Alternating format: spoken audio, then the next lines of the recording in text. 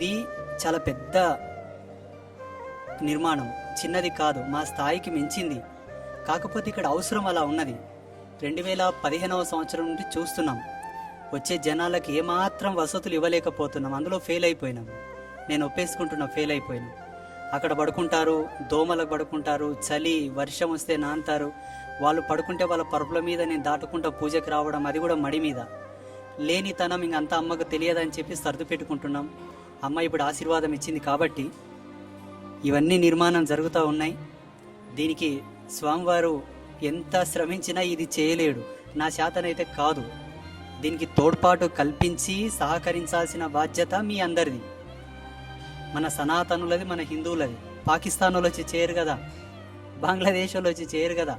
మన భారతీయ వాసులు మన వాళ్లే, నా అనుకున్న వాళ్లే చేయాలి. కాబట్టి మీకు అందరికీ తెలియపరచాలని ఒక సదుద్దేశంతో దీన్ని చేస్తున్నాము. మీ అందరికీ